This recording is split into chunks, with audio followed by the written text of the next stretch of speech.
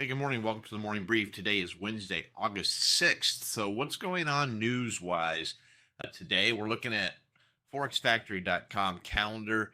You can see that at 10:30 this morning, we have crude oil inventories. That will affect crude oil. It's a yellow item, so it doesn't really affect the overall market.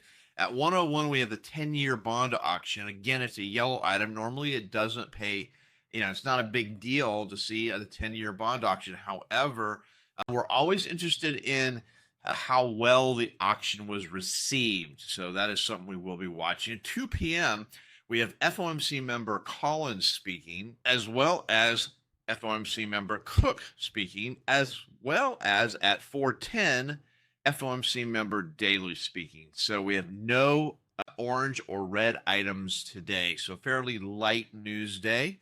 Moving on, looking at the longer term chart, the daily chart here, you'll see that yesterday we gapped up and then we came down, came back into this area of the old bull flag. We're still in there as we speak. Right now, we're just slightly above it, a little tiny bit of a gap to the upside. We are below the 20-day moving average, but we are above the 50 and the 200. So, yeah, we're still in a bullish configuration, but not as bullish.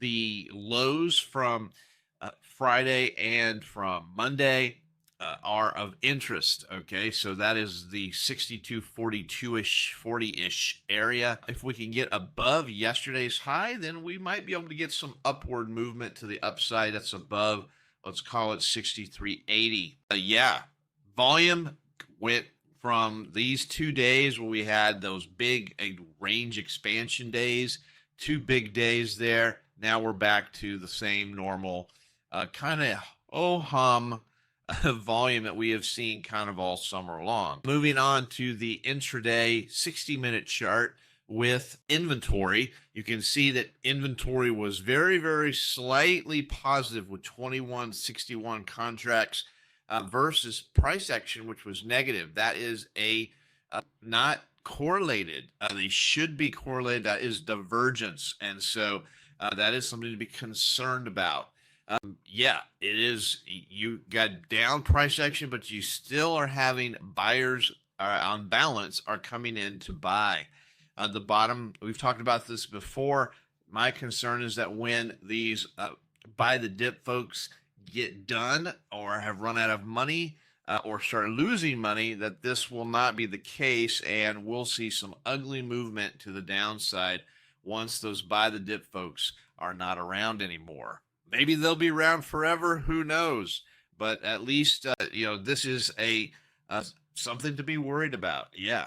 All right, looking at the overnight action. Overnight action was approximately 45 points, and that is above average, about twice the normal average. Average is 20 to 25. So 45 is an expansion of that. But that being said, where do we have support and resistance? Let's talk about resistance on the top side. The 6360-ish area, there's a couple of levels right up above the overnight highs.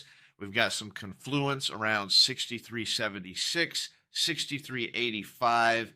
6,400, of course, is the big round number we're all watching.